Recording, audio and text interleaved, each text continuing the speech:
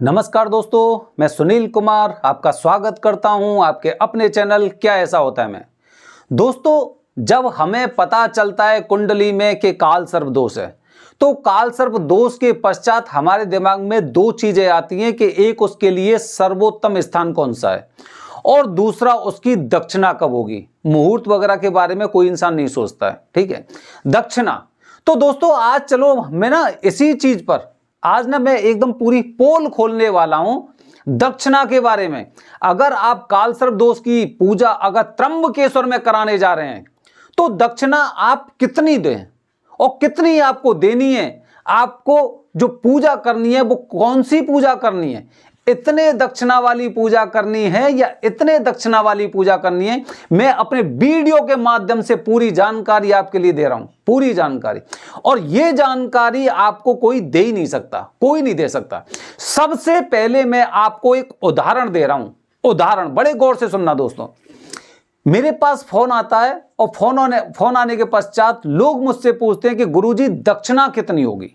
दक्षिणा, ठीक है, मैंने उसे बताया कि प्राइवेट पूजा होगी जिसे गुरुजी स्वयं करते हैं, जो वरदानी पंडित जी हैं, वो दक्षिणा 11,000 रुपए होगी, ठीक है। और जो पूजा ग्रुप में हो रही है उसकी दक्षिणा 3,500 है, ठीक है। आप सब लोगों को क्लियर हो गया, ठीक है, कि काल सर्प दोष की बात कर रहा हूं वरदानी पंडित जी द्वारा रिपीट कर रहा हूं मैं, वरदानी पंडित जी द्वारा प्राइवेट पूजा अगर आप काल सर्प दोष की कराते हैं तो वो 11,000 की है और जो पूजा ग्रुप में होगी, ग्रुप की पूजा 3,500 है, ठीक है। अब मैं धीरे धीरे करके आपको दोनों चीज बता रहा हूं, सुनिए। सबसे पहले छोटी वाली पे चलते हैं।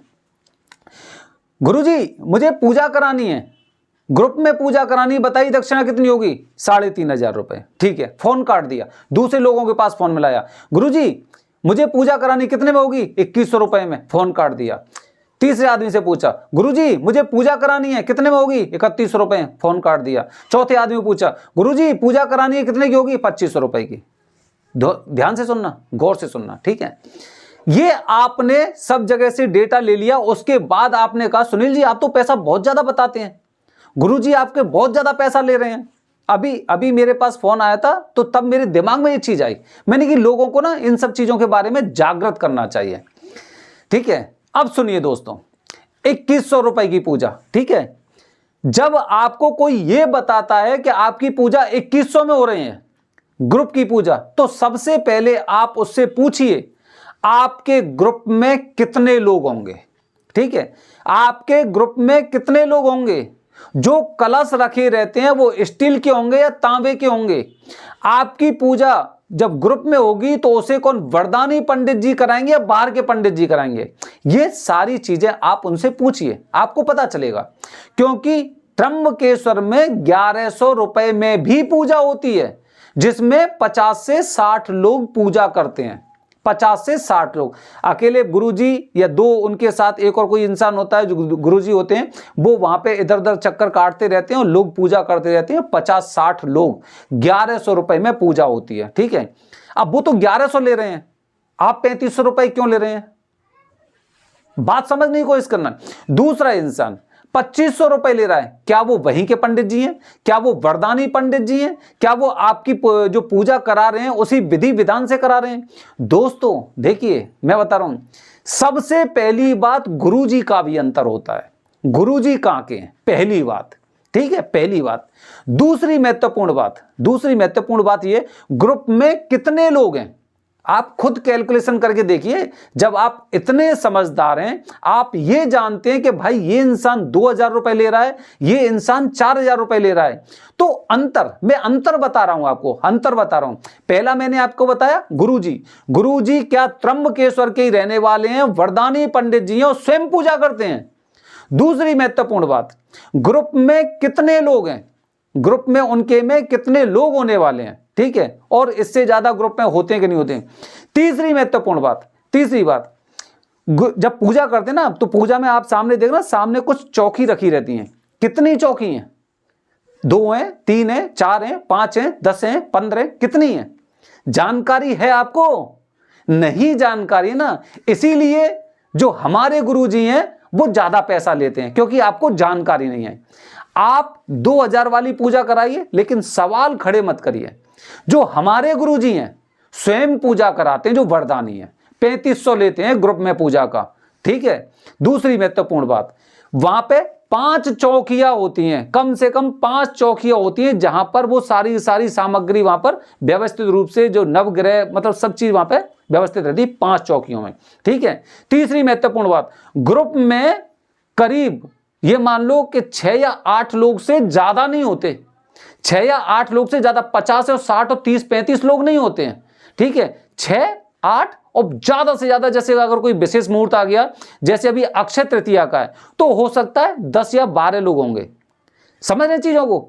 आपको 50 में पूजा करानी है, आपको 2 या 3 चौकियों में पूजा करानी है, आपको ऐसे गुरुजी से पूजा करानी है जो त्र्यंबकेश्वर के नहीं है, तो आप करा सकते हैं, ठीक है। अच्छा, अब चलते हैं आगे वाली पूजा पर, जो प्राइवेट पूजा है, ठीक है।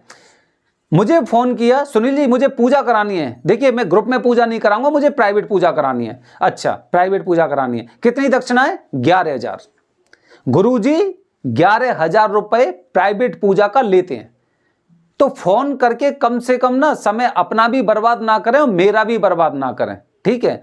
मैं किसी से ये नहीं कहता कि पूजा हमारे माध्यम से कराइए, मैं सब लोगों से यह बात कहता हूं कि पूजा वहां के वरदानी पंडित जी से उचित मुहूर्त में प्राइवेट पूजा आपकी होनी चाहिए त्र्यंबकेश्वर में, ठीक है, वो कराइए। अच्छा, तो हमारे गुरुजी 11,000 रुपए लेते हैं। अब आपने फोन किया, हाँ जी प्राइवेट पूजा करानी त्र्यंबकेश्वर में, कितने पैसे लगेंगे? 5,000। हमें जी प्राइवेट पूजा करानी त्र्यंबकेश्वर में, कितने पैसे लगेंगे? 7,000। हमें जी हमें प्राइवेट पूजा करानी त्र्यंबकेश्वर में, कितने पैसे लेंगे? 10,000। सुनील जी आप तो बहुत पैसा लेते हैं, आपके गुरुजी बहुत पैसा लेते हैं, क्या बात है? ऐसी क्या वजह है कि आपके गुरुजी इतना ज्यादा पैसा ले रहे हैं? प्राइवेट पूजा का 3 या 4 घंटे की पूजा तो ये, मैं तो ये कह रहा हूं 3 घंटे की पूजा है, 3 घंटे की पूजा, कुछ कम करवाइए, 5,000 वाले से करवाइए, 6,000 वाले से करवाइए, 10,000 वाले से करवाइए, और उससे कम में कोर्स कोई कर सकते हैं तो उनसे कराइए, उनसे कराइए। मैं कभी नहीं कहता कि मुझसे पूजा करवाइए या हमारे गुरुजी से। देखिए मैंने पूजा कराई थी, मैंने उनके फल देखे, मैं उनके बारे में इसलिए आपको बताता हूं, या फिर जो चीजें मैंने वहां पे देखी हैं इसलिए बता रहा हूं। मैं कभी आपको यह नहीं कहता कि मुझसे पूजा कराइए, और नंबर जो मैंने अपना दे रखा वो केवल इसलिए दे रखा है कि आपको जानकारी देने के लिए कि जब आप पूजा करने त्र्यंबकेश्वर जा रहे हैं, बड़े भक्ति से जा रहे हैं, समय निकाल के पैसा खर्च करके जा रहे हैं, तो कुछ ऐसी चीजें आपके साथ ना हो। आज मेरे पास सुबह ही सुबह फोन आया था, उन्होंने मुझसे कहा मैं त्र्यंबकेश्वर में हूं और आज मुझे पूजा करानी है काल सर्प दोष की। मैंने कहा आज तो मुहूर्त ही नहीं है। कि मुहूर्त नहीं है? यहां पे तो गुरुजी मुझसे कहेंगे पूजा आज ही करा लो, आज हो जाएगी पूजा। हमारे गुरुजी ऐसे नहीं करते, वो गुरुजी ऐसा नहीं करेंगे कि आज पूजा कर दी। मैंने उनसे कह दिया जो कर रहे हैं उनसे कराइए, आज जो मुहूर्त बता रहे हैं उनसे पूजा कराइए। हमारे गुरुजी आज पूजा नहीं करेंगे, उन्होंने मना कर दिया नहीं करनी है। काफी लोग होते हैं पितृदोष की पूजा कराने आते हैं त्र्यंबकेश्वर में, गुरुजी मना कर देते हैं कि 1 साल के अंदर आपके परिवार में मृत्यु हुई है, आपको नहीं करानी चाहिए, हम नहीं कर सकते, त्र्यंबकेश्वर में हो रहे उनसे करवाइए। सभी के कुछ ऐसे हिसाब किताब होते हैं कि शास्त्रों के अनुसार पैसा तो जिंदगी में हर इंसान कमाता है, लेकिन शास्त्रों के अनुसार अगर हम चलते हैं तो उसके परिणाम भी हमें बहुत अच्छे मिलते हैं। अच्छा, छोड़ते हैं इस बात को। तो दोस्तों अब सुनील जी आप 11,000 रुपए, आपके गुरुजी तो 11,000 रुपए ले रहे हैं, बता रहा हूं कैसे ले रहे हैं। आप 5,000 रुपए की 6,000 रुपए में 7,000 में पूजा करा रहे हैं ना, गुरुजी से पूछना अपने से जो पूजा करा रहे हैं, गुरुजी जो पूजा होगी उसमें 9 तो चांदी के नाग होंगे, 1 सोने का नाग होगा, और वहां पे 1 राहु केतु की प्रतिमा होगी, ठीक है।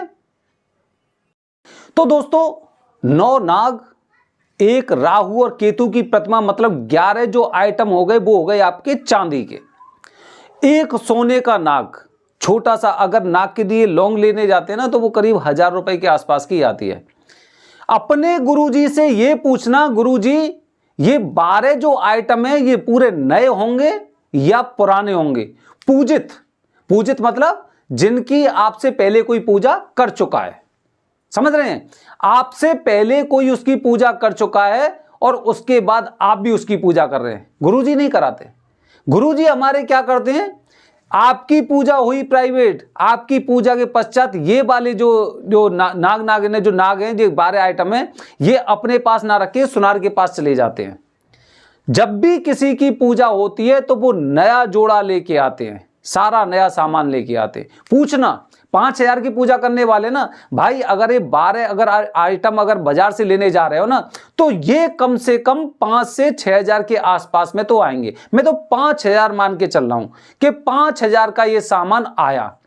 अब ये 5,000 का सामान आया, उसके बाद करीब 80 से 100 सुपारी की आवश्यकता होती है, 2 नारियल होते हैं। हमारे गुरुजी क्या करते हैं, 5 चौकी होती हैं, 5 चौकी।